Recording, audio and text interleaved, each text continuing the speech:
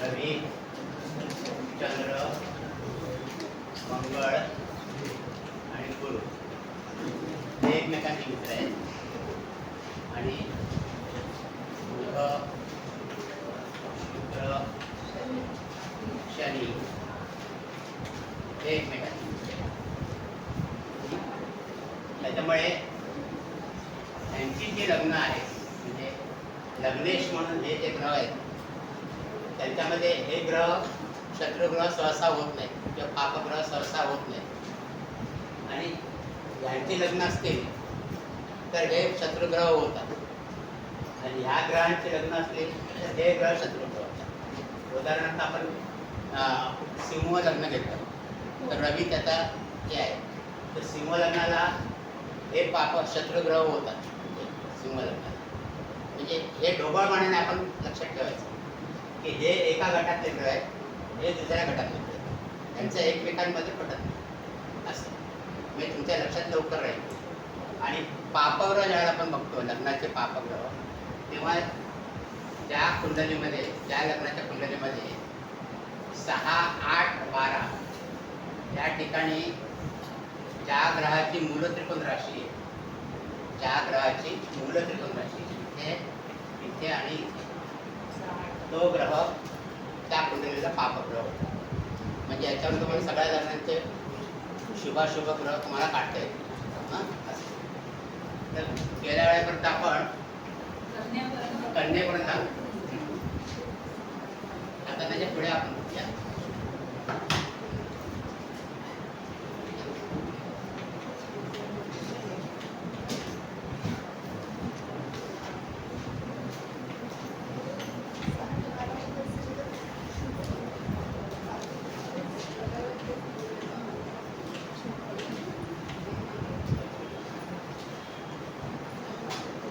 कन्या झालं होतं ना आता पूर्ण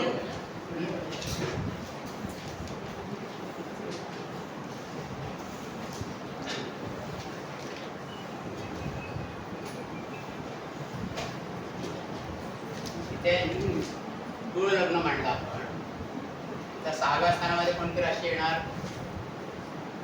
12 इकडे 2 येणार आणि इकडे 6 येणार. यापैकी मूल त्रिकोण राशी कोणती येते 6 बुधाची. म्हणजे बुध हा पापग्रह आहे जरी त्यांच्याच ग्रुपमधला असला तरी इथे मूल त्रिकोण राशी आल्यामुळे तो पापग्रह म्हणजे पापग्रह झाला बुध. आणि शत्रुग्रह कोणती शुक्र म्हणजे दुसऱ्या गटातला आहे म्हणजे पहिल्या गटातले जे आहेत ते शत्रुग्रह होते. ओके मग त्याच्यामध्ये रवी आणि गुरु हे शत्रुग्रह आहे. शत्रुग्रह आहे. रवी का शत्रुग्रह होईल तर रवीची राशी इकडे येणार म्हणजे लाभस्थान त्रिषडाचा स्वामी म्हणतो. कारण लाभस्थानाचा स्वामी हा शुभ फळ देत नाही तो अशुभ फळ देतो म्हणून हा शत्रुग्रह झाला. आणि गुरुच्या राशी पुढे येते एक 9 आणि एक 12 जरी ही मूल त्रिकोण राशी नसली तरी दोन्ही त्रिषडयामधल्या राशी आहेत म्हणजे ते अशुभ फळ देणार अशुभ फळ देणार. याला मंगळ सुद्धा इथे मंगळाची राशी येते आणि इथे मंगळाची राशी येते. खरं म्हणजे मंगळ सुद्धा मार्केश म्हणजे शुक्राच्या लग्नाला मंगळ सुद्धा चांगलं फळ देत नाही पण हे मात्र शत्रुग्रह होतात त्रिषडयाचे स्वामी. अशा प्रकारे तुम्ही बघायचं प्रत्येकाचं. तुळ लग्नाला एकच पापग्रह आहे म्हणजे बुध कारण त्याची मूल त्रिकोण राशी 6, 8, 12 म्हणजे नंतर आपण येणार वृश्चिक राशी.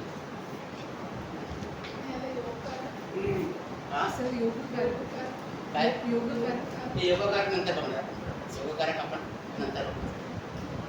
आता वृश्चिक लग्न जर घेतलं तर वृश्चिक लग्नाला 6, 8, 12 मध्ये कोणते ग्रह आहेत त्याबद्दल इथे 7 नंबरचे इकडे 3 नंबरची राशी आणि इकडे 1 नंबरची राशी. म्हणजे पापग्रह कोण होणार वृश्चिक लग्नाला मेष म्हणजे मंगळ. मंगळ जर लग्नेश असला तर तो त्याला इकडे इकडे मूलत्रिकोण राशी आल्यामुळे तो पापग्रह होतो. आणि इथे शुक्र म्हणजे मंगळ आणि शुक्र.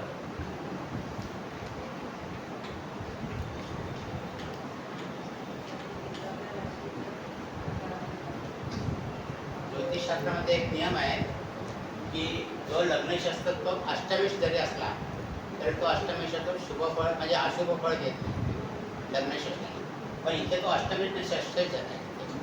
पण मेष लग्नाला मात्र वृश्चिक राशी इकडे येते.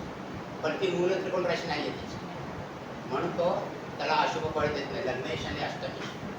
तसं तुळ लग्नाला इथे वृषभ राशी येते ती पण त्याची शुक्रित राशी आहे. पण मग तो पापग्रह होत नाही कारण काय अष्टमेशमध्ये त्याची मूल त्रिकोण राशी येत नाही म्हणून तो पापग्रह होत नाही.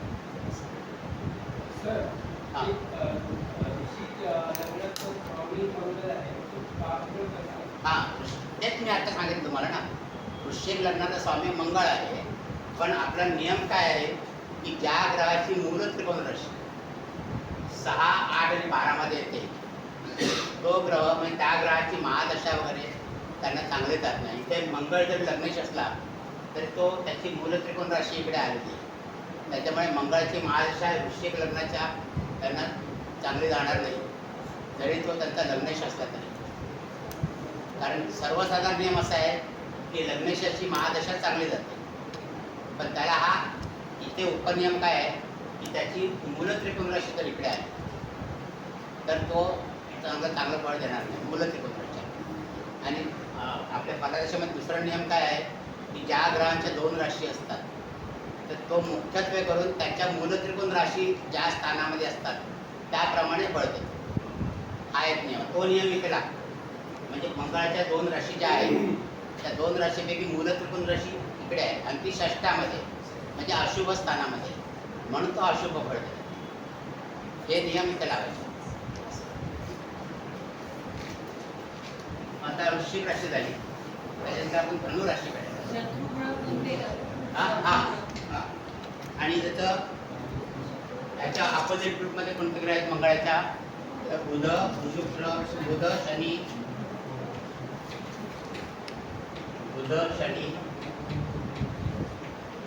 राहू केतू तर आहे त्यांना राशी नसले तरी हे पापग्रह एक शत्रुग्रह आहे.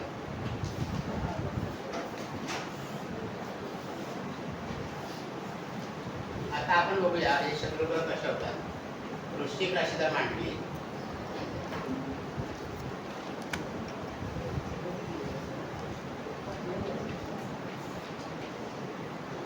शत्रुग्रह बुध म्हणजे बघा इथे अष्टमात आणि इथे लाभामध्ये बुधाच्या राशीत म्हणजे दोन्ही राशी अशुभ स्थानामध्ये म्हणून वृषभ बुध हा शत्रुग्रह झाला.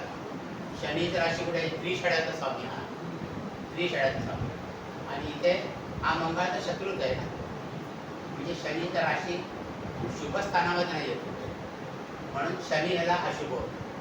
आणि राहू केतूला राशी नाही ज्या स्थानामध्ये असतात ते. आता इथे शुक्राच्या राशी कुठे आल्यात बघा. शुक्र तर आहे ना पापग्रह म्हणून आलेले आहेत शुक्र म्हणून त्याला इथे लिहिलेलं नाही आपण. तर शुक्र सुद्धा इथे मार्गेश होतो आणि इकडे वेळ म्हणजे एकदा तुमची नजर बसली तुम्हाला पटकन कळेल कोणता ग्रह अशुभ आहे कोणता ग्रह शुभ आहे.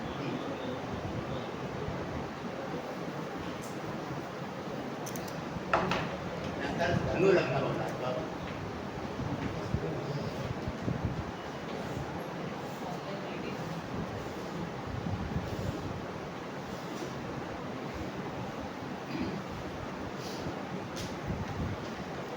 आता धनु लग्नाला कोणत्या राशीकडे येतात. इकडे 2 आहे इकडे 4 आहे आणि इकडे 8 आहे. म्हणजे इथे मूल त्रिकोण राशी चंद्राची आपण धरली म्हणून चंद्र हा पापग्रह झाला. चंद्र हा गुरुचा मित्र आहे तरी पण तो ह्या धनु लग्नाला पापग्रह होतो. धनु लग्नाला पापग्रह. तसं सिंह लग्नाला चंद्र हा रवीचा मित्र आहे तरी पण चंद्र पापग्रह झाला आहे सिंह लग्नाला आणि तो व्ययश होणार आहे.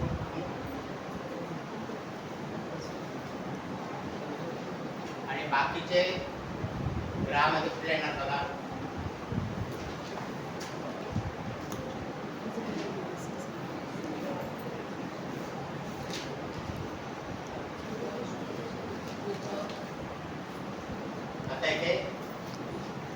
शुक्र शुक्र सुद्धा पापग्रह येणार, शत्रुग्रह येणार.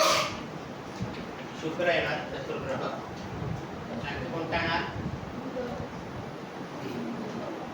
शनी सुद्धा त्रिषडामध्ये मूल त्रिकोण राहिले आणि इथे मार्केश आहे, म्हणजे शनी सुद्धा चांगलं फळ देणार नाही. शुक्र शनी.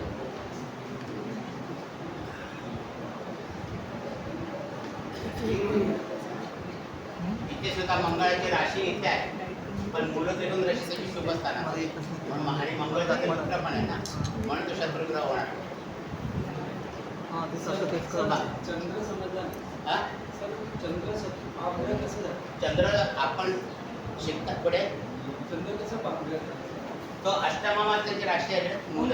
चंद्र आणि रवीला एकच राशी आहे. त्याच्यामध्ये आपण शिकताना चंद्राची मूल त्रिकोण राशी वृषभ शिकलो आहोत, पण इथे शिकताना इथे बघताना आपण चंद्राला एकच राशी असल्यामुळे ते कर्क राशी जर अष्टमात आली 6-12 मध्ये तर तो पापग्रह होतो. तसंच याचा पण आहे, रवीचं पण आहे. रवीची तर मूल त्रिकोण राशी हीच आहे म्हणून प्रश्न येत नाही. पण चंद्राची मात्र कर्क राशी कुठेही आली, कारण त्याची एकच राशी आहे ना चंद्राची, तर तो पापग्रह.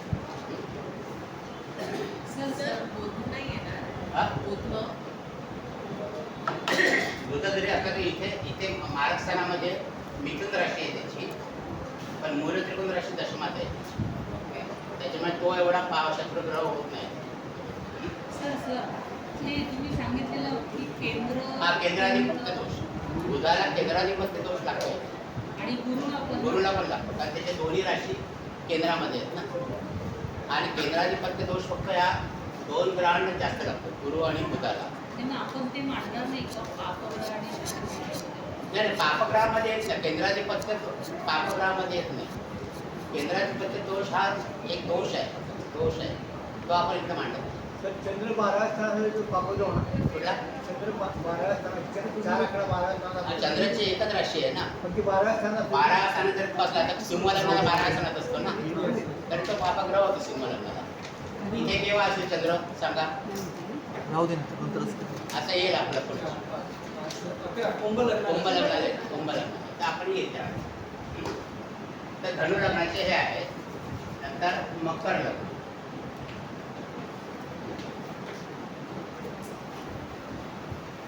मकर लग्नाला कोणता वेळ पापग्रह? म्हणजे रवी.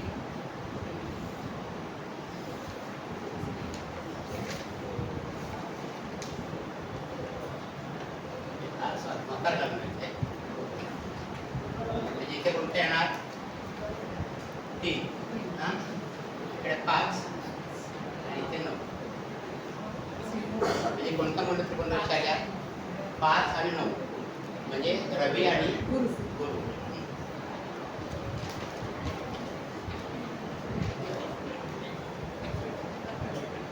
रवी आणि गुरु. आणि मग याला शत्रुग्रह कोण होणार? मकर मध्ये शनी दुसऱ्या ग्रुप मधला आहे, म्हणजे पहिल्या ग्रुप मध्ये शत्रुग्रह होणार. मग त्याच्यामध्ये कोण कोण येणार?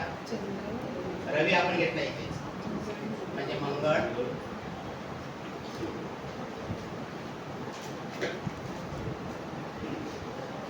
मग चंद्र नाही घेतला ना आपण, चंद्र आहे, मंगळ आणि चंद्र हे शत्रुग्रह मकर राशी.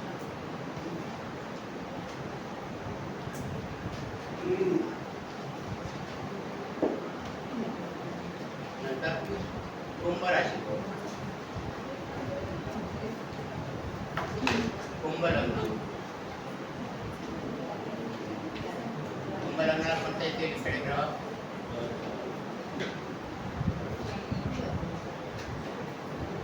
कुंभ लग्नाला कोणता येते? चंद्र आणि बुध.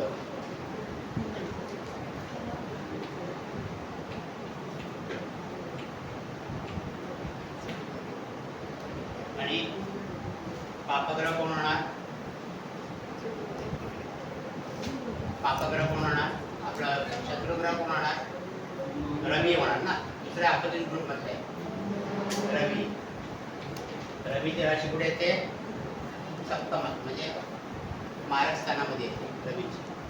चंद्रचा आपण घेतलाच आहे. मंगळाच्या राशी कुठे येते?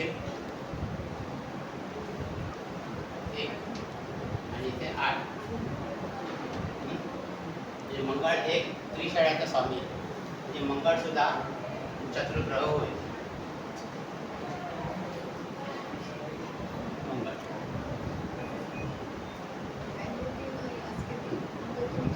आणि आता शेवटचं लग्न म्हणजे मीन. मीन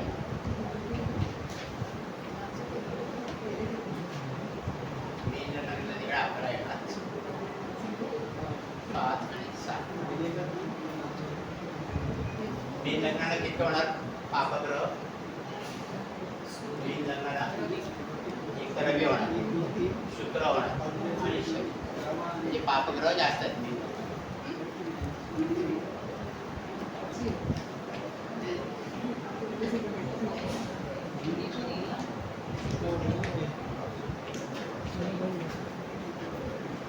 रवी, शुक्र आणि शनी. आणि हे सगळं शुक्र आणि शनी तर पापग्रहामध्ये आले, म्हणजे शत्रुग्रहात तिथे गेले. म्हणजे त्यांना बुध कसा होईल तर इथे 1 2 3 4 6. फक्त बुध जर राहिला तर पण दोन्ही केंद्राचा स्वामी आहे, म्हणजे तो तसा सम आहे, म्हणजे तसा तो शत्रुग्रह होणार नाही. फक्त मगाही सांगितल्याप्रमाणे केंद्रात शक्यतो करावं लागतं. म्हणजे असं हे 12 लग्नाचे पापग्रह आणि शुभग्रह आपण काढले. याच्या व्यतिरिक्त जे ग्रह आहे याच्या व्यतिरिक्त ते चांगलं कळतं, म्हणजे त्यांच्या महादशा अंतर्दशा या चांगल्या.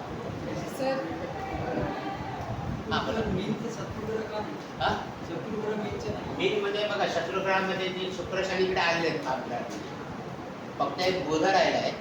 तर बुध दोन्ही केंद्रांचा स्वामी आहे, त्याला केंद्राधिपत्य दोष लागेल, पण तो शत्रुग्रह म्हणून होणार म्हणून शत्रुग्रह इथे कोण नाही. शत्रुग्रह इथे कोण नाही. तर असं हे 12 लग्नाचे आपण शुभग्रह, पापग्रह आणि शत्रुग्रह काढले. त्याचा जर सारांश बघायला गेलो आपण तर रवी, चंद्र, मंगळ आणि गुरु त्यांच्या लग्नाला मुख्यतः शनीचा त्रास होतो.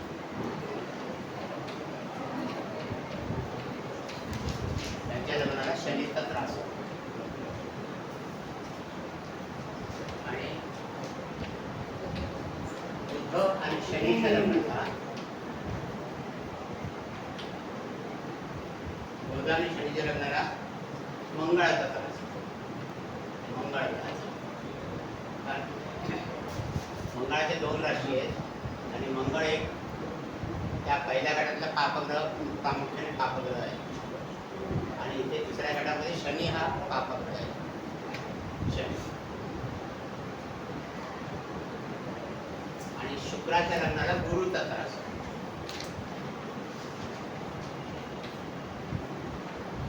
म्हणजे असा आपण सारांश काढलाय.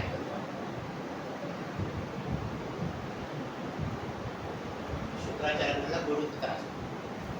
आता शुक्राच्या लग्नाला गुरुचा त्रास का होईल तर तुळ लग्न जर घेतलं तर गुरुच्या राशी गुरुच्या 3य स्थानामध्ये येतात आणि 6ष्ठ स्थानामध्ये येतात.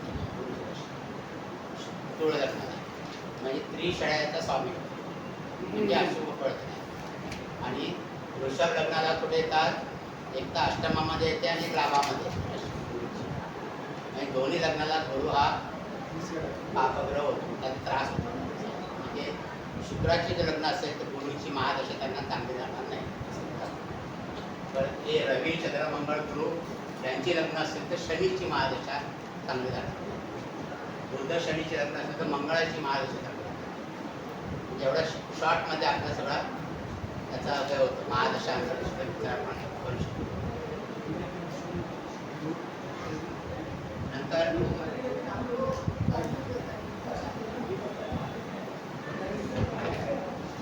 सर योग कार्ड दे गया. हा सर योग कार्ड आहे म्हणजे प्रत्येक लग्नाला आता येणार आपण पुढे येणार आपण अजून बरीच माहिती घ्यायची ग्रहांची त्याच्यामध्ये येणार काही करणार. आता आणखी एक लक्षात घ्या,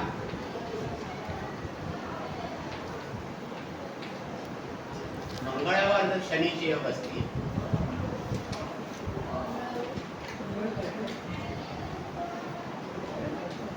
शनीचे योग असतील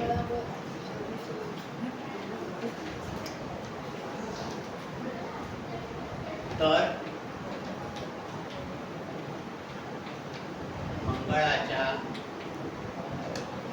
स्थानासंबंधीचा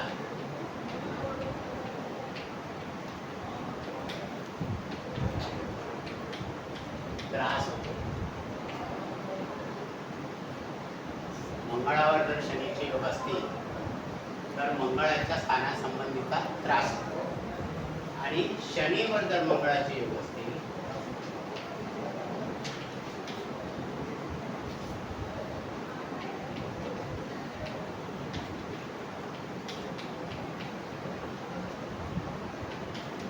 तर शनीच्या स्थानासंबंधीचा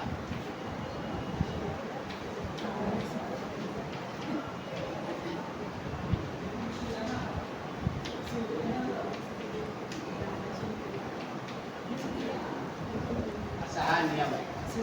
मंगळावर जर शनीचे योग असतील तर मंगळाच्या स्थानासंबंधीचा त्रास होतो आणि शनीवर मंगळाचे योग असतील तर शनीच्या स्थानासंबंधीचा त्रास होतो. आता हे योग कसे बघायचे लक्षात आले का तुमच्या? हे योग कसे बघायचे? आपण नियम तर बघितला, तर हे योग कसे बघायचे? म्हणजे असं असतं की मंगळावर जर शनीची दृष्टी असेल पण मंगळाची शनीवर दृष्टी नसेल मग त्याला आपण म्हणतो मंगळावर शनीची योग. आणि शनीवर फक्त मंगळाची दृष्टी असेल पण समोरून शनीची दृष्टी नसेल मंगळावर तर आपण म्हणतो शनीवर मंगळाची योग. आपण समजून घेऊ या कुंडलीमध्ये. सर दोन्ही असतील तर दोन्ही असतील तर ते वेगळा परिणाम होतात. म्हणजे दोघांचे त्रास होतात. दोघांचे त्रास होतात. एकमेकांचे स्थानं बिघडवतात ते.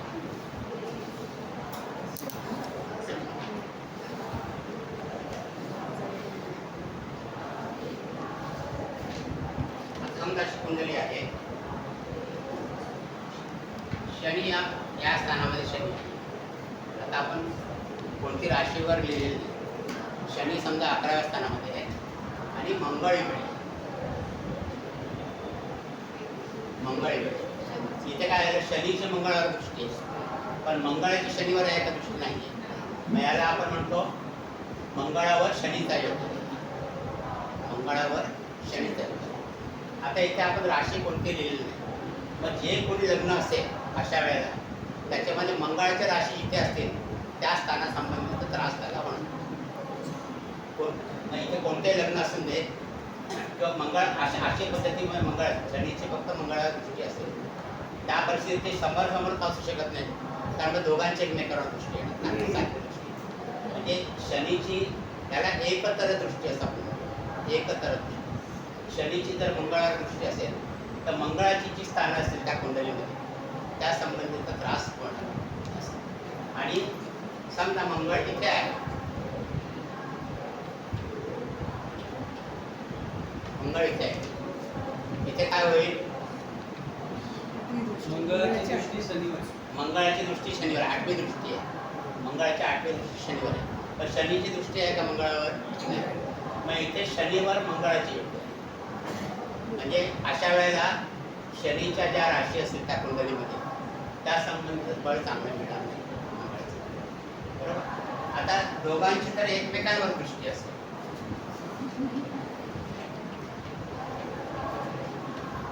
दोघांची तर एकमेकांची दृष्टी असेल तर ती दोन्ही एकमेकांची स्थानं बिघडवतील.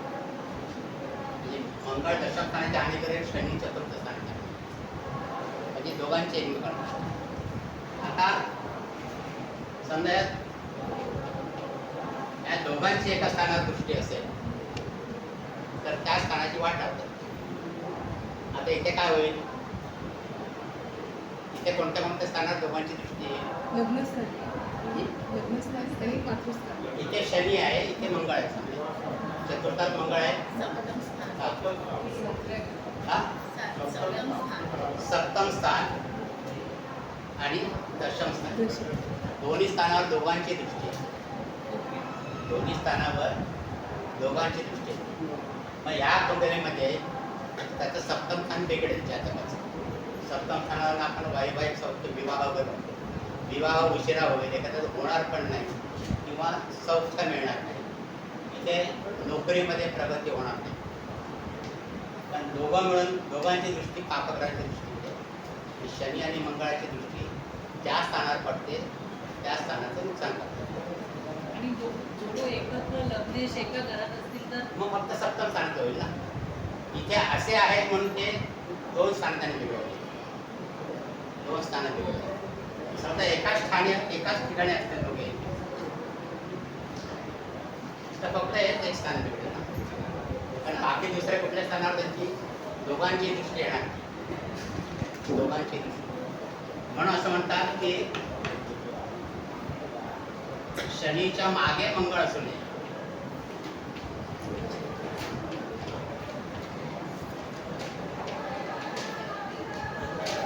कुंडलीमध्ये शनीच्या मागे मंगळ असू नये. सर शनी चतुर्थ स्थानात असेल आणि मंगळ पहिल्या स्थानात असेल हा. तर शनी चतुर्थ स्थानी आणि हा. मंगळ प्रथम स्थानी. हा, मग कसं होईल?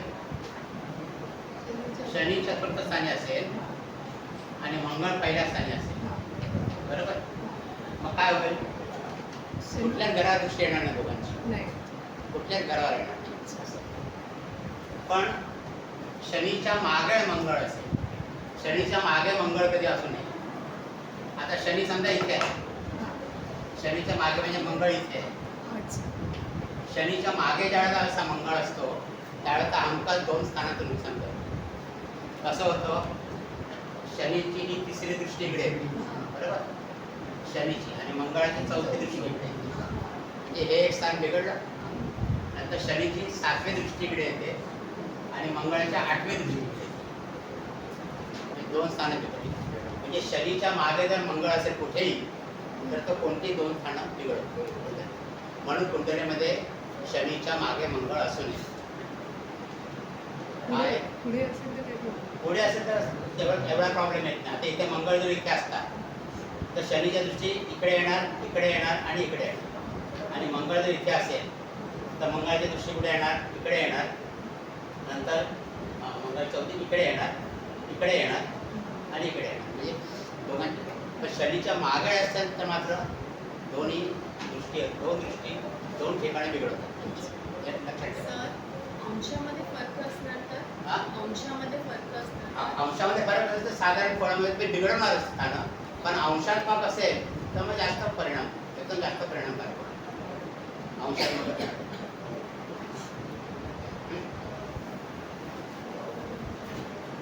म्हणजे आपण लग्नासंबंधी पाहिलं. आता ग्रहांची बाकीची माहिती घेऊया आपण.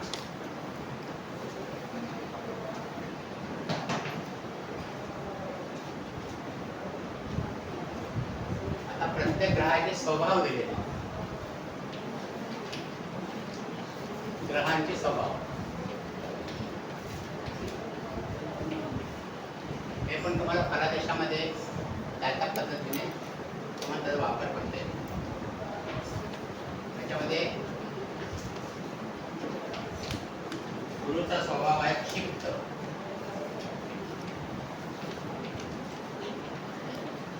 क्षिप्त म्हणजे मॅच्युअर, समजूतदारपणा.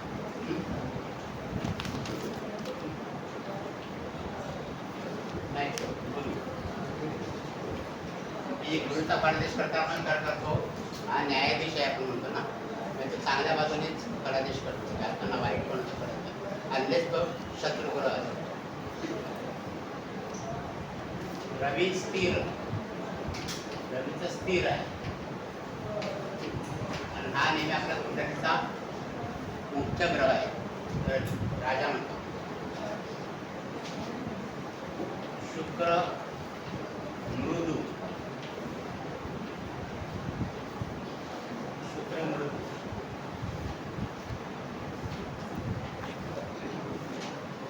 चंद्र चंचल,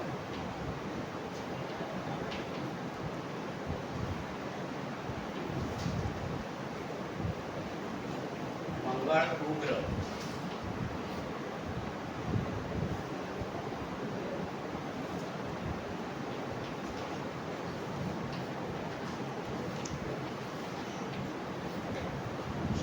दारुण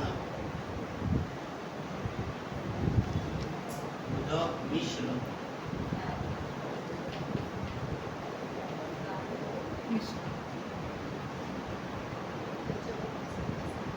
आणि राहू टिकू घातक घातक म्हणजे यांची स्वभाव धरण आहे म्हणजे यांची स्वभाव कसे करायचे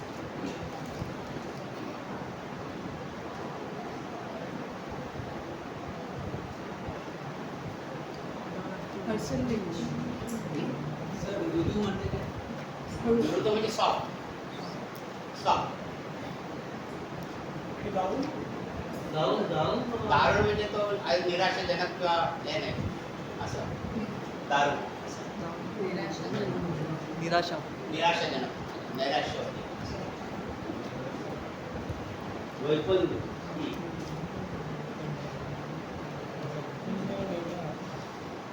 जसे ग्रहांचे स्वभाव आहे की या स्वभावाप्रमाणे त्यांचं प्रकृती असते त्या ग्रहाची या स्वभावाप्रमाणे त्यांची प्रकृती असते त्याचा आपण जास्त अभ्यास करतो आपण इथे जास्त करून नवग्रहांचाच अभ्यास करतो कारण त्यांचा शोध नंतर झाला आपल्या प्राचीन ग्रंथामध्ये त्यांचा उल्लेख नसतो तर याप्रमाणे तुम्हाला आता एखाद्याच्या कुंडलीमध्ये म्हणजे आपण ज्यावेळेला स्वभाव बघतो व्यक्तीचा राशी बघतो चंद्र जर चंद्राच्या राशीमध्ये असेल चंद्र तर चंद्राचा स्वभाव चंचल म्हणजे त्या व्यक्तीमध्ये चंचलता जास्त असते आपण ज्यावेळेला राशी शिकू त्यावेळेला हे केले सगळे शुक्राचा मृदू कसा स्वभाव असतो मंगळाचा उघड कसा असतो त्यावेळेला तुम्हाला कळेल स्वभाव म्हणजे सर सुरू म्हणजे तो समजा वृश्चिक में होगा या मेष में मंगळ होगा तो उसका स्वभाव उग्र हां म्हणजे कोणत्या राशीमध्ये कसे फळ देतील ते बघायला पाहिजे ना पण चंद्र ज्या राशीमध्ये असेल म्हणजे आपण राशींचा विचार करतो नाही तर चंद्र ज्या राशीमध्ये असेल त्या राशीच्या व्यक्ती कशा असतात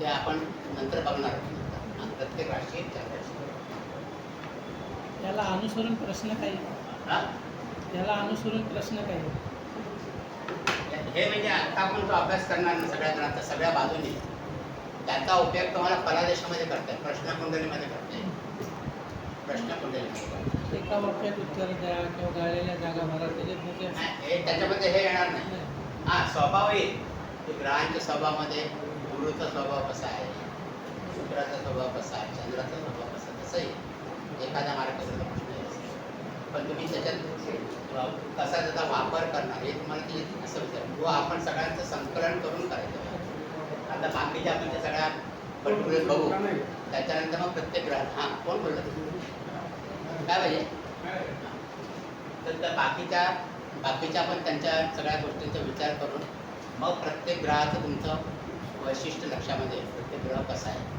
त्यावेळेला लक्षात येईल तर आता आपण जे स्वभाव पाहिले त्याच्यानंतर ग्रहांचे वर्ण आपण बघणार आहोत ग्रहांचे वर्ण कसे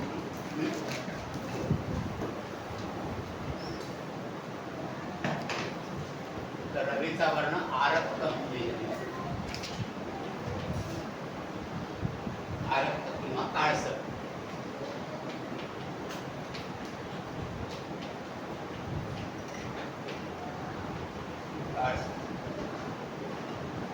चंद्राचा गौर गौर म्हणजे गोरा आता ज्यावेळेला आपण व्यक्तिमत्व बघतो एखादं तर त्याच्या कुंडलीमध्ये चंद्र कोणाच्या राशीमध्ये आहे तर चंद्राचा राशी स्वामी कोण आहे त्याच्यावर त्या व्यक्तीचा कसा रंग वगैरे असेल त्याचा आपण विचार करू मंगळ तामूस कारण हा अग्नी तत्वाचा ग्रह आहे ना म्हणून मंगळाची जी माणसं असतात ती जराशी चेहऱ्यावर रागीटपणा दिसत त्याच्यामुळे लालसरपणाची धाक असते त्याला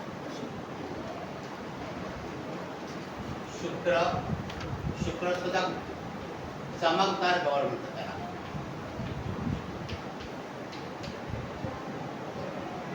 चमकदार गौर आणि शुक्राची चंद्राची व्यक्ती बघितली तर गोरी चंद्राच्या पायात शुक्राच्या अंगाखालची व्यक्ती असेल तर तो गोरेपणाची शायनिंग मध्ये चमकदार गोरा. आता शुक्र नेहमीच गोरा नसतो. शुक्राच्या काही काही व्यक्ती सावळ्या पण असतात, पण सावळ्यापणामध्ये पण एक चमक असते. म्हणजे शुक्र चमकदारपणा असतो, शायनिंग. बुधाचा रंग सावळा,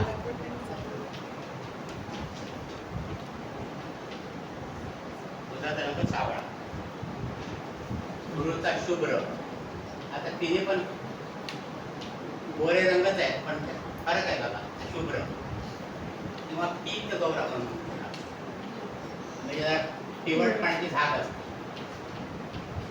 केतकी वर्ग, केतकी वर्ण आपण म्हणतो ना, केतकी वर्ग, पीत गौर.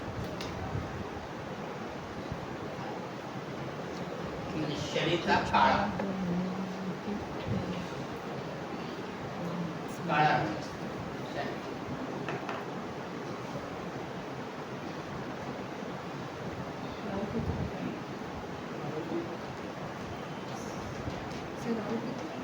राहुकेतूला रंग दिले कारण ते छेदन बिंदू आहे.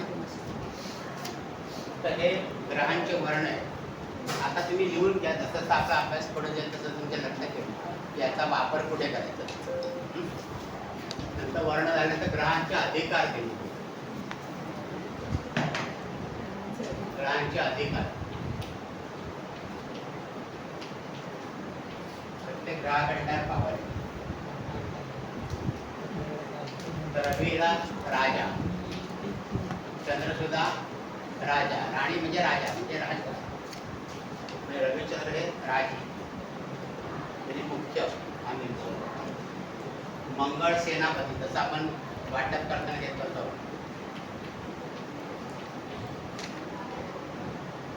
बुध युवराज, बुध हा युवराज. शुक्र मंत्री, मंत्री म्हणजे आपण म्हणतात ना गोलवाल्या, म्हणजे परराष्ट्र खातं वगैरे जे सांभाळतात तसं. गृह खातं, परराष्ट्र खातं, याचा तो मंत्री असतो. गुरु न्यायाधीश आहे.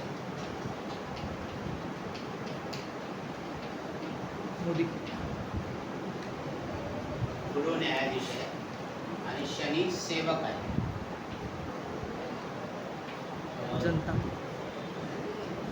आपण ग्रहांचं राशी वाटप करताना ते पाहिलं होतं की प्रत्येक ग्रह कसं कसं त्याला राशी दिली आहे ते आपण पाहिलं. एका युट्यूब चॅनलवर मी बघितलेलं, ते म्हणतात शनी न्यायाधीश आहे. तसं काय? शनीकडे चिकाटी आहे. शनी न्याय करतो म्हणजे कसा की त्या कर्माचं फळ शनी देतो 7.5 देतो. पण न्यायाधीश हा गुरुच आहे. गुरु म्हणजे कसा सच्शील, सत्यप्रिय असा, सत्याने वागणारा असा. शनी न्यायाधीश अशा अर्थ म्हणतात की प्रत्येकाचा न्याय करतो, म्हणजे कर्माचं फळ देतो प्रत्येकाला शनी, अशा अर्थाने तो आहे. हां, म्हणजे मग ते वाईट कर्माचं वाईट फळ त्याला शनी देणार, ते सोडणार नाही त्याला. त्याचं कर्म जे त्याच्या प्रमाण त्याला फळ देणार. पण इथे शनी म्हणून सेवक म्हणून घेतलेलं आहे.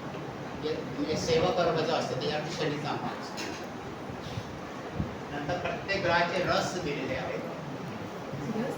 रस, प्रत्येक ग्रहांचे रस.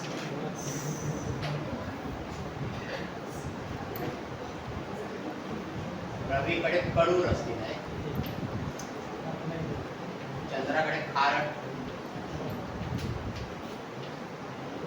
बघा, ज्यांची कर्कराशी असते त्यांना खारट पदार्थ जास्त आवडतात. जेवणामध्ये बाजूला थोडं मीठ लागतंच त्यांना, ॲडिशनल. चंद्राचं खारट, मंगळाचं तिखट. म्हणजे वडापाव खाताना मिरची मागणारे लोक असे त्यांचे रस आहेत, त्यांना ते जास्त आवडतात. दुधाचा मिश्र,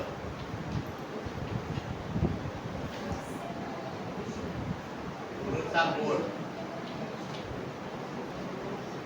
जेवणात काहीतरी गोड पदार्थ लागतो. गुरुचा गोड. शुक्राला आंबट, लोणचे वगैरे खाणारे. आणि शरीचा तुरट.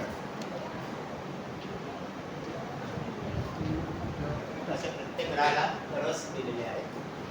त्या रसाचा म्हणजे ज्या ग्रहाचा अंमल त्या व्यक्तीवरती असेल त्याप्रमाणे त्याची चव असेल, त्याप्रमाणे त्याची चव असेल.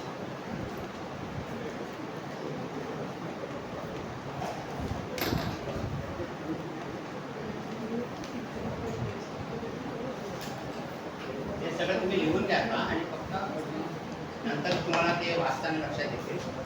ग्रहांचे कालांश हा पण तुम्हाला प्रश्न विचारतात. कालांश म्हणजे काय असा प्रश्न येतो. कालांश म्हणजे काय? म्हणजे जे ग्रह रवीच्या जवळ असतात ते अस्तंगत असतात. ओके ना? त्यांना स्वतःच ते अस्तंगत असतं. पण ते रवीपासून ठराविक अंशावर पुढे गेले की मग त्यांचा उदय होतो.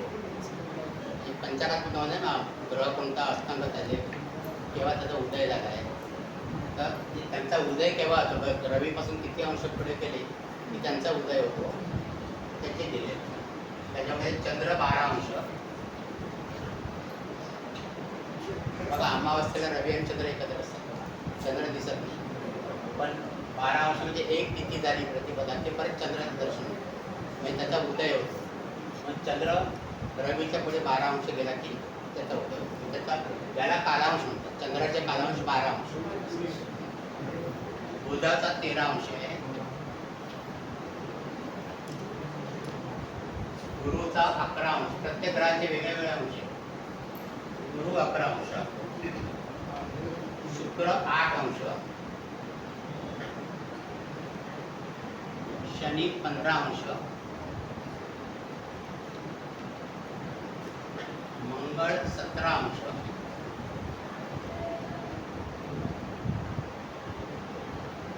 असे यांचे कालांश. रवीचा कालांश देते का? रवी स्वतः ग्रह आहे तेजस.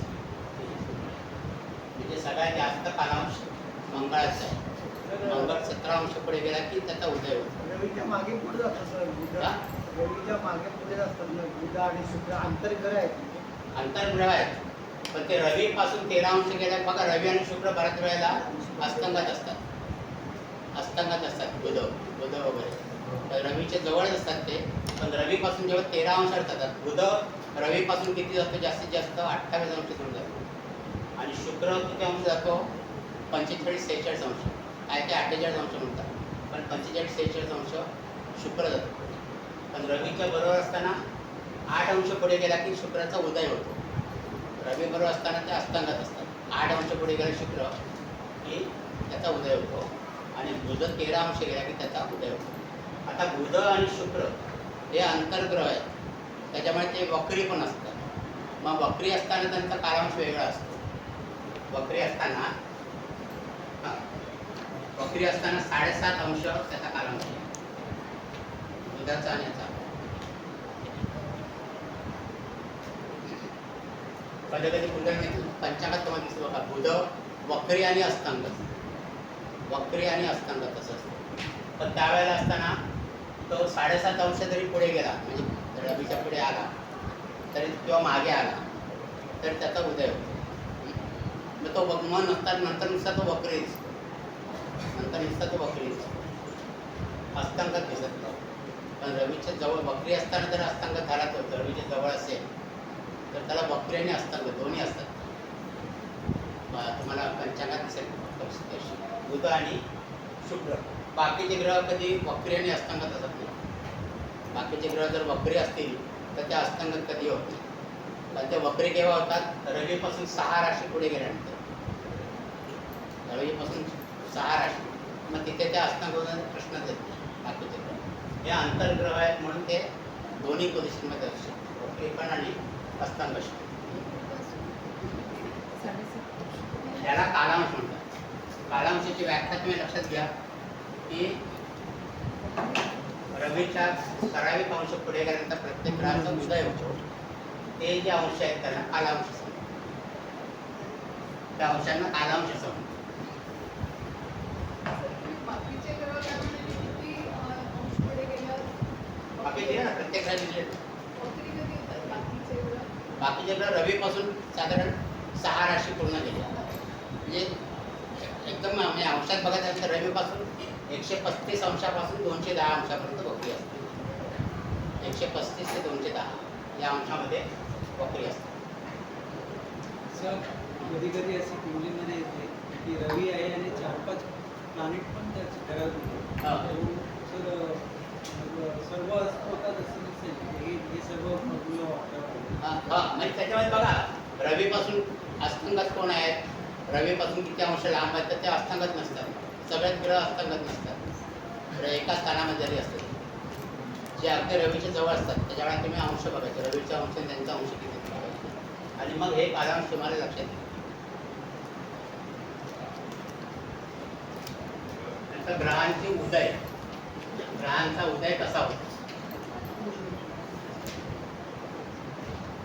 आता इथे ग्रहांचा उदय हा 2 अर्थी वापरला जातो. ग्रहांची उदय वर्ष म्हणून वापरला जातो, म्हणजे त्या वर्षी त्या ग्रहांचा आपल्या कुंडलीमध्ये फलादेश मिळायला सुरुवात होते. त्याला ग्रहांचे उदय म्हणतात, उदय वर्ष म्हणतात त्याला. आणि हे ग्रहांचे उदय म्हणजे ज्या वेळेला आपल्याला आकाशामध्ये ग्रह दिसतात, जास्त करून सूर्यास्तानंतरच दिसतात. आता मध्ये आपल्याला गुरु आणि शुक्र यांचा एकत्र दिसतात वगैरे, तर त्यांचे ग्रह म्हणजे उदय होताना ते कसा त्यांचा उदय होतो. तर रवी, मंगळ, शनी आणि राहू हे जे ग्रह आहेत हे पृष्ठोदयी आहेत. यांना पृष्ठोदयी ग्रह.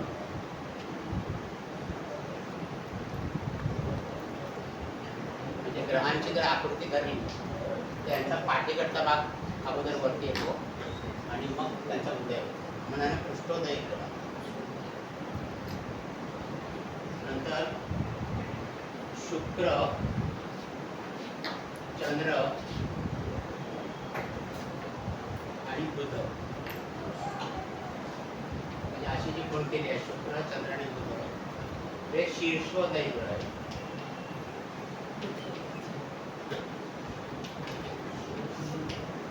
हे शीर्षोदयी ग्रह आहे. आणि गुरु जो आहे तो उभयोदयी.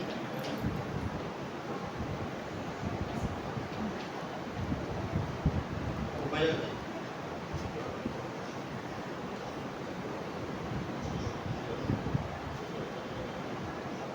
हे 3 कॅटेगरी केल्या आहेत, पृष्ठोदयी, शीर्षोदयी आणि उभयोदयी. म्हणजे गुरुच्या राशी तुम्ही बघितली तर मीन राशी, त्याची भोवतीची म्हणजे एकमेकांच्या उलट दिशेने असणारे मासे, म्हणजे दोन्ही बाजूनी उदय होत त्यांचा असं घडलेलं आहे. त्या राशीचा फरक आहे. आणि गुरु हा ग्रह पण करत आहे. शीर्षोदयी म्हणजे अगोदर मानवर येते आणि त्यांचा उदय होतो, शीर्षोदयी. असं धनुराशीचं काय? हा धनुराशीचं हां कुठला नाही गुरुची मीन राशीचं जे आहे ना ते उभयद्वयी, ते त्यातून तुमचा अर्थ करण्याकरता ते उभयद्वयी म्हणजे असं म्हणतो दोन्ही बाजूनी. हो हां. आणि शुक्र, चंद्र आणि बुध हे शीर्षोदयी आहेत आणि बाकीचे रवी, मंगळ हे पृष्ठोदयी आहेत. आता ह्याचा उपयोग कुठे करतात तर ज्यावेळेला तुम्ही महादशांतरदशा होतात, प्रत्येक ग्रह किमान तुम्ही शिकणार का महादशांतरदशा, तर या ग्रहांच्या ज्या महादशा आहेत, पृष्ठोदयी जर ग्रह असेल, पृष्ठोदयी ग्रहाची महादशा असेल, आता पृष्ठोदयी ग्रह कोण आहेत, रवी आहे, मंगळ आहे, शनी आहे, राहू आहे, यांची महादशा असेल तर दशेच्या आरंभामध्ये त्या महादशेची फळं मिळतात.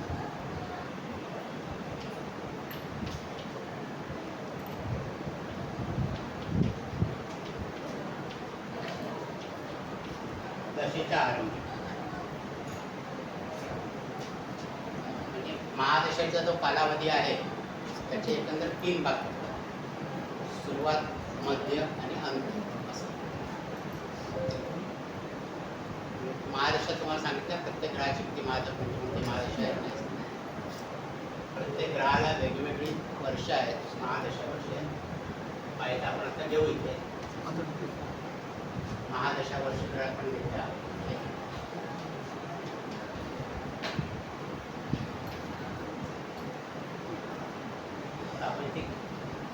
केतू आणि राहू पण त्यांचे पण महादशा आहे. गुरुची आहे 16 वर्ष, रवीची आहे 6 वर्ष, शुक्राची 20 वर्ष, चंद्राची 10 वर्ष, मंगळाची 7 वर्ष, शनीची 19 वर्ष, बुधाची 17 वर्ष, केतूची 7 वर्ष आणि राहूची 18 वर्ष. अशा प्रत्येक ग्रहाला महादशा दिलेल्या आहे.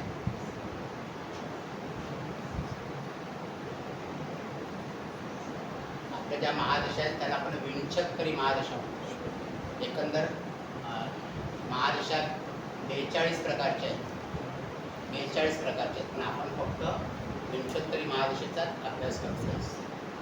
तर याची बेरीज 120 होते ना, हा? याची 16, 6, 20 हा, आता या सगळ्यांची जर तुम्ही बेरीज केली तर ते 120 वर्ष आहेत. तुझं आयुष्य हा? तुझं माणसाचं आयुष्य हा, म्हणजे पूर्वी मनुष्याचं आयुष्य, मानवाचं आयुष्य 120 वर्षात झालं. 120 वर्षाचं. विंशोत्तरी म्हणजे 100 आणि 20.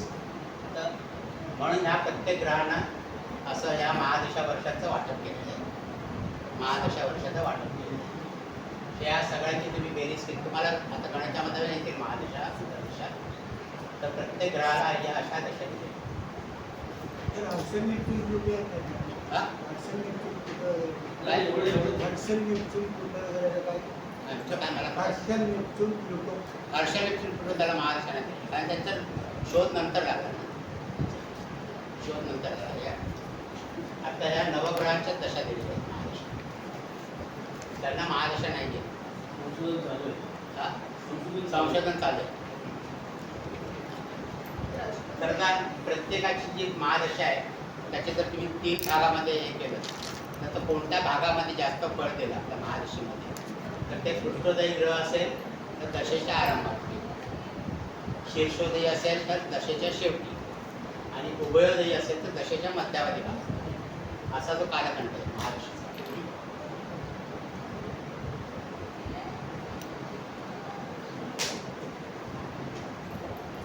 तर या महादशा आहेत. आणि याच्यामध्ये आपण ज्यावेळेला आपण जो मंत्र शिकलो केशूर चम, त्याच्यामुळे आपण केतूपासून सुरुवात करतो महादशा. हा, आणि केतूपासून सुरुवात करतो, केतू शुक्र असं. परंतु परीक्षेत तुम्हाला विचारलं महादशा कोणत्या ग्रह कोणत्या नक्षत्रापासून सुरू आहे, तर हे नक्षत्र जे आहेत ना, प्रत्येक नक्षत्राला त्यांच्या नक्षत्र स्वामीची दशा असते. जन्मवेळी चंद्र ज्या नक्षत्रात असेल ते नक्षत्र ज्या ग्रहाचं असेल त्याची महादशा असते. आता चंद्र समजा शततारका नक्षत्रात आहे जन्माच्या वेळी, तर त्या बालकाला जन्माचा कुठली दशा असेल, गुरु नाही राहू. शततारका नक्षत्र राहूच आहे, राहूची, म्हणजे त्याला जन्मता राहूची महादशा असते. पुरे बाबा. मग ह्याच्यामध्ये 18 वर्षापैकी किती वर्ष जे भोगून झाले ते भोगायचे ते तुम्हाला गणिताने काढत असेल. असं तर परीक्षेमध्ये तुम्हाला जर प्रश्न विचारला की महादशेची सुरुवात अमुक नक्षत्रापासून होते, तर जरी आपण इकडनं केतूपासून सुरुवात करत असतो आणि मोजताना ते सोपं पडतं आपल्याला, पण महादशेची सुरुवात कृत्तिका नक्षत्रापासून झालेली आहे. महादशा कृत्तिका नक्षत्रापासून मोजतात. कृत्तिका नक्षत्र रवीच आहे.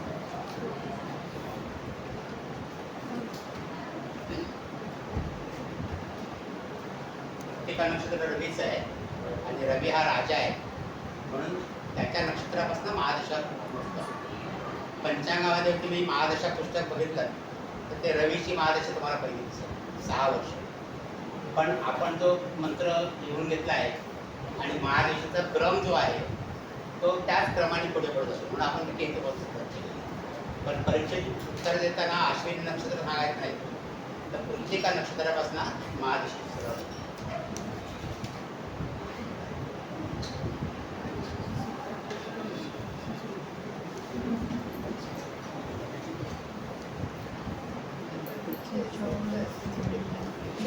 शनी 7.5 म्हणतात म्हणजे हां शरीरात 7.5 वर्षाचं. हां, ते येणार का आपण आता येणार. नंतर प्रत्येक ग्रहाचा राशी भोगपाठ.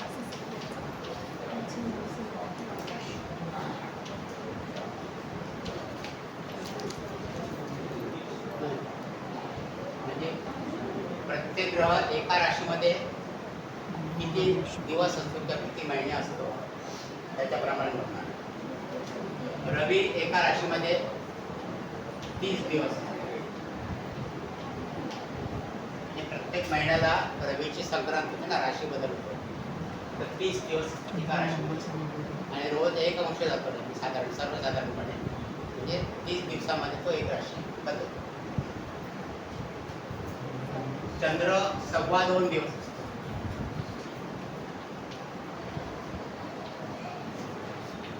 चंद्र सर्वसाधारणपणे 2.25 दिवस असतो एका राशी.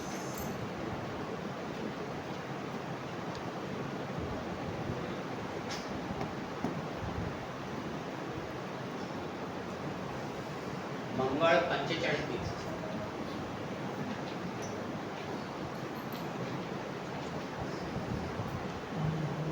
मंगळ 45 दिवस. बुध 28 दिवस.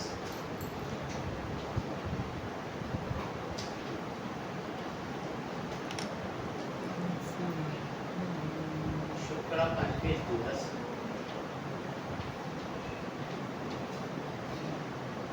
म्हणून बघा, बुध आणि शुक्र रवीच्या अंतर्ग्रह आहेत ना, म्हणजे जवळपास ते सारखेच असतात. जवळ रवी बरोबरच असतात, मागे पुढे मागे पुढे असतात. शुक्र गुरु 1 वर्ष.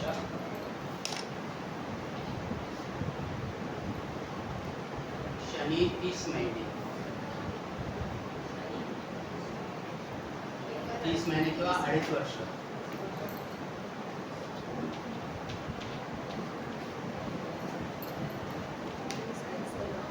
शनी एका राशीमध्ये 30 महिने किंवा 2.5 वर्ष. आणि राहू आणि केतू 18 महिने.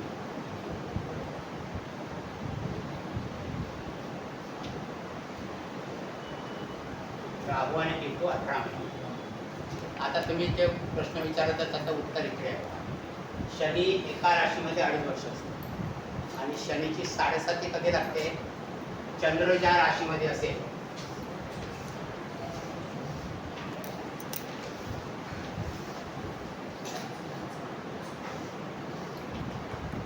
आता समजा चंद्र इकडे आहे, बरोबर आहे, चंद्र इकडे आहे.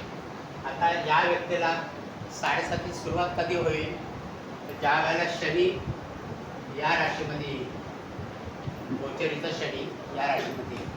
आता शनी या राशीमध्ये 2.5 वर्ष असतात, म्हणजे चंद्राला 7.5 सुरू झाली. हा दुसरा टप्पा 7.5चा, म्हणजे 2.5 आणि 2.5 5. आणि या राशीमधून निघून गेला की 7.5 संपणार.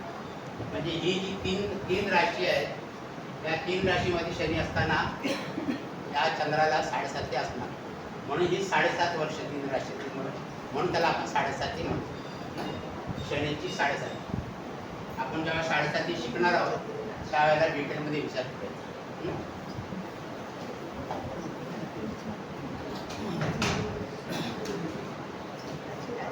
इथे हर्षलचा पण गेलाय.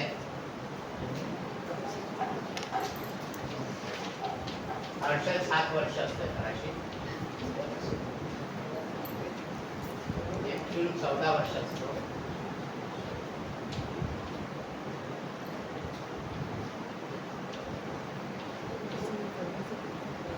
आणि प्लुटो साधारणपणे 24 वर्ष.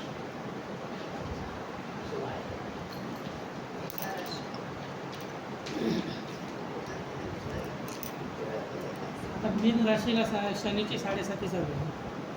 आता मीन राशीला चालू आहे, पण शनी आता मीनेमध्ये आहे. हां, म्हणजे मीन राशीला पण चालू आहे, कुंभ राशीला पण चालू आहे. आपण याच्यामध्ये दाखवले ना आधीच्या राशीला. हा? आता तुम्ही जे आकृती करून दाखवली ना, हां. त्याच्यामध्ये पुढच्या राशी घेतल्या, मागच्या राशीला पण दाखवली. नाही, टाका तुम्ही. नाही ना, टाका रे, टाका. पुढच्या 3 घेतल्या. एक मिनिट थांबा.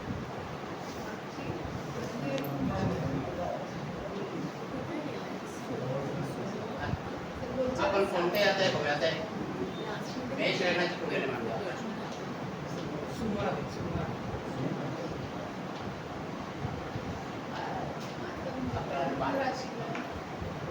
असं म्हणणार. आता आता आता शनी कुठे आहे? मीन राशीमध्ये आहे. मग इथे शनी मीन राशीमध्ये. हा. मग शनीच्या मागच्या पुढच्या राशी कोणत्या आहेत? ही मागची राशी आणि पुढची राशी. म्हणजे इथे जर चंद्र असेल, इथे जर चंद्र असेल तर त्यांची किती वर्ष? 7.5 शेवटची 3.5 सुरू आहे. पण मेनेतनं मेषेत गेला की यांची 3.5 संपेल. पण कुंभ राशी 3.5 कुठे सुरू झाली असेल? त्यावेळेला शनी मकरेमध्ये होता तेव्हा कुंभ राशी 3.5 सुरू झाली. चंद्र ज्या राशीमध्ये असतो त्याच्या मागच्या राशीत शनी आला की 3.5 सुरू होते त्याच्या मागच्या राशीमध्ये. आता त्यांची मीन राशी आहे, त्यांची 3.5 केव्हा सुरू झाली? जेव्हा रवी कुंभेमध्ये आला त्यावेळेला. आता त्यांचा दुसरा टप्पा चालू आहे आणि मेषेमध्ये गेला की तिसरा टप्पा चालू आहे आणि मेषातून तो इकडे गेला वृषभेत की मग मीन राशीची 3.5 संपेल. मग कोणत्या राशीने चालू होते?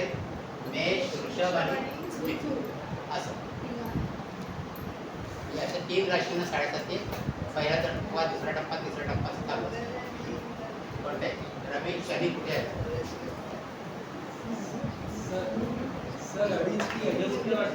सर अडीच की काय? अडीच म्हणजे एका राशीला शनी चंद्रापासून 4थ्या आणि 8व्या राशीत असेल तर त्याला 2.5 वर्षाची म्हणजे छोटी पनवती म्हणतात त्याला. छोटी पनवती ढैया म्हणतात त्याला. म्हणजे 2.5 वर्षाचा काळ. तर शनी चंद्रापासून 4था आणि 8वा आला तर त्या राशींना ढैया असते. आता शनी मीन राशीमध्ये आहे ना. मीन राशीपासून 4थी राशी कोणती आहे? मीन राशीपासून 4थी राशी कुठली आहे? मिथुन आहे. मिथुन आहे. आणि 8वी राशी कोणती आहे? तूळ आहे. मग मिथुन आणि तूळ या राशीला सध्या ढैया चालू आहे, पनवती चालू आहे असं त्याचा अर्थ. बरोबर? मिथुन आणि कन्या राशी. शनी मीनेमधून मेषामध्ये गेला की मग कर्क राशीला सुरू होईल आणि धनु राशीला सुरू होईल. कर्क आणि मेषामध्ये गेला ना की कर्क आणि वृश्चिक राशीला सुरू होईल ढैया. सध्या तर सिंह राशी आणि धनु राशीला चालू काय? ढैया. सिंह राशी कशी असणार? मेनेमध्ये आहे ना. मेनेमध्ये आहे ना. मेनेमध्ये चंद्र आहे ना. मेनेमध्ये चंद्र आहे त्याच्यामुळे मेनेमध्ये शनी आहे. मग मेनेपासून 4थी राशी आहे ना. 4, 8 आणि 12 आपण म्हणतो ना. चंद्रापासून 4, 12 असेल त्याला 3.5 सुरू असते. 4थी आणि 8वी राशी आहे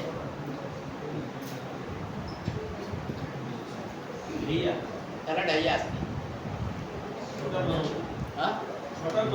हा छोटी बनवते. आता हा ग्रहांचा राशी भोवकाल आपण बघितला. राशी भोवकाल आपण बघितला ग्रहांचा. आता ह्याच्यावरनं तुम्हाला एखाद्याची कुंडली तुमच्याकडे आली तर त्या व्यक्तीचं वय काढता येतं. किती आहे ते? साधारण वय काय वयाची म्हणजे एक कुंडली दिली तर आपल्याला त्याचं अंदाजे वर्ष काढता येतं. अंदाजे वर्ष त्याचं काढता येतं. ते कसं काढतं आपण थोडक्यात बघूया 5-6 मिनिटांमध्ये. कुंडली तुमच्याकडे आली ना की त्या दिवसाची कुंडली आपण मांडून घ्यायची. ज्या दिवशी तुमच्याकडे कुंडली त्या दिवशीची कुंडली मांडून घ्यायची. आता आजची जर तुम्ही कुंडली मांडली तर आता ग्रह कसे आहेत बघा. पंचांग हा आपण ह्याचीच काढूया. मेष लग्नाचीच कुंडली मांडू आपण. म्हणजे लगेच काढूया. 14 जून अच्छे ग्रह से होगा. रवी वृषभेत आहे ना. रवी वृषभेत आहे. चंद्र सुद्धा आता वृषभेत झालाय ना. आज चंद्र वृषभेत आहे ना. मंगळ इथे आहे. मंगळ पहिल्या घरात. मंगळापेक्षा ना आता हे ग्रह बघण्यापेक्षा हर्षल, नेपच्यून आणि प्लुटो बद्दल सांगा. हर्षल मला इकडे आहे. मेषात आहे. वृषभ आहे. हर्षल वृषभ येत आहे. हां. नेपच्यून कुठे आहे? मिनेत आहे. मीनेत आहे. नेपच्यून मीनेत आहे. मकर आहे. मकर प्लुटो मकर येते. पहिले मोठे ग्रह आपण घेऊ. हे 3 ग्रह मोठे आहेत आपण घेऊ. समजा तुमच्याकडे आता ही आजची कुंडली आहे. आजची. तुमच्याकडे जी कुंडली आलेली आहे तुमच्याकडे त्याच्यामध्ये समजा प्लुटो इकडे असेल, प्लुटो इकडे असेल तर साधारणतः व्यक्तीचं वय किती असेल? साधारण अंदाज प्लुटो एका राशीमध्ये साधारण 24 वर्ष, म्हणजे इथे 24 वर्ष, 24 आणि 48, 24 ते 72, 24 96, म्हणजे 96च्या पुढे 90 क्रॉस केलेलं असेल प्लुटो एवढं लांब असेल तर. प्लुटो समजा आता ज्या कुंडल्या आपण बघतो तर सर्वसाधारणपणे 2 ते 3 घरांचा फरक असतो. समजा प्लुटो इथे आहे, इथे 24, 24, 48, 24 ते 72, म्हणजे 70 वर्षाचे वर वय नाही. एक पहिला पॅरामीटर त्याला. मग प्लुटो आल्यानंतर आपण आपल्याला अंदाज येतो की 70 वर्षाच्या आतलं वय आहे. मग त्याच्यानंतर नेपच्यून बघायचा. नेपच्यून 14 वर्ष, नेपच्यून सध्या इकडे आहे, ओके नाही. आणि तुमच्याकडे जे कुंडली आहे त्याच्यामध्ये नेपच्यून समजा तिथे कुठे असेल, नेपच्यून इथे नसणार तिथे असेल, म्हणजे 14, 14, 18, 14, 42, म्हणजे वय आमचं कमी आला आणखी थोडंसं आपण पॅटर्न खाली आणला. इथे आपण म्हणतो की 70च्या आतमध्ये आहे, इथे आपण म्हणतो 50च्या आतमध्ये. नंतर हर्षल बघायचा. हर्षल किती राशी पुढे गेला ते बघायचा. मग तिथे 7-7 वर्षाचा अंदाजाने घ्यायचा. म्हणजे एक 7 वर्षाच्या ब्रॅकेटमध्ये तुम्हाला ते अंदाज येतो वयाचा. ते झाल्यानंतर शनी बघायचा. शनी एका राशीमध्ये 2.5 वर्ष असतो. आता इथे जर हर्षलचा आपल्याला अंदाज 30 वर्षाच्या पुढे असेल तर शनीचं दुसरं आवर्तन आहे, कारण 30 वर्षामध्ये शनी एक राशी येतो.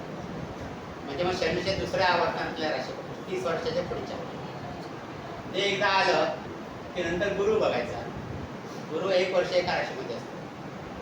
मग गुरुची म्हणजे समजा 30 आणि 40 मध्ये असेल तर गुरुची साधारण 3 आवर्तनं पूर्ण झालेली असतात. मग तो अंदाज तुम्हाला येतो, वर्षापर्यंतचा अंदाज येतो. मग तो वर्षापर्यंतचा अंदाज तुम्ही काढलात त्याच्यातनं की मग नंतर रवी बघायचा. रवी कोणत्या राशीमध्ये आता, मग त्या महिन्यातला जन्म रवी असेल त्या महिन्यात. आता रवी कुठे आहे? वृषभेमध्ये. रवी आता वृषभ राशी, आता वृषभ राशीमध्ये ना बदलेला का उद्या परवा असं वृषभ राशीमध्ये रवी. म्हणजे आता महिना म्हणतो आपला हा जून, म्हणजे मे किंवा जूनमधला जन्म असणार. म्हणजे मे 15ला तो जातो वृषभ राशीमध्ये आणि जून 14-15पर्यंत असतो वृषभ राशी. म्हणजे महिन्याचा कालावधी तुम्हाला, महिन्याचा कालावधी. मग त्या रवी किती अंशावर मिळणार बघितलं तुम्ही की तुम्हाला तो दिवस कळतो. आता समजा रवी आता 28 अंशावरती आहे तर 15 मेला रवी वृषभेत गेलेला आहे. तिथून 28 दिवस पुढे मोजायचे, म्हणजे जूनची 3 तारीख येते. म्हणजे जन्म 3 जूनचा तुमचा झाला, बरोबर. मग रवी कोणत्या स्थानामध्ये येतो बघायचा. रवी प्रत्येक स्थानामध्ये 2-2 तास असतो. इकडे सकाळी 6 ते 8, 8 ते 10, कोणत्या स्थानामध्ये बघितलं मी तुम्हाला ती वेळ मिळते. म्हणजे मिळते ना, अंदाज तुम्ही काढताच तुम्ही आणि मग ती टॅली करून बघायची. बघा तुम्ही घरी जाऊन स्वतःचीच कुंडली काढून बघा आणि तुमचं वय तुम्हाला काढायचं ते बघा. त्याच्यानंतर तिथी पण काढता येईल. रवी आणि चंद्रामध्ये किती अंतर आहे ते बघायचं कुंडलीमध्ये. रवीच्या पुढे असेल तर शुक्ल पक्ष, रवीच्या समोर असेल तर पौर्णिमा, रवीच्या केंद्रामध्ये असेल तर अष्टमी. म्हणजे आणि 2.25 दिवस असतं रवी चंद्र एका राशीमध्ये. म्हणजे तेवढं तुम्हाला काढता येईल, तिथी पण काढता येईल. म्हणजे असं तुम्हाला खाद्य मिळतं तुमच्या विचारात कशी आपण कुंडली बघायची. बघा काढून घरी जाऊन कसा प्रॅक्टिस करा. प्लुटोपासून सुरुवात करायची आणि कमी येत जायचं. रवी पण तुम्ही आलात की तुम्हाला महिना मिळेल, गुरु पण त्याला तो वर्ष मिळेल. असं काढून बघा प्रयत्न. सर तुम्ही आजची काढायची का? आजची कुंडली मागची काढायची. ज्या दिवशी तुम्ही बघणार ना त्या दिवसाची कुंडली मांडून घ्यायची आणि तुमच्याकडे जी कुंडली आली असेल त्या कुंडलीमध्ये बघायचं. अगोदर त्याची जन्मतारीख जन्मवेळ बघू नका, अशी काढा आणि खाली करून बघा तशी होते का. म्हणजे आपली कुंडली मांडण्याची पद्धत पण गणितावर आधारित आहे, सिद्ध होते. वाटेल ते असं काढलेच नाही, सगळं गणित आहे. असं. आपली आपली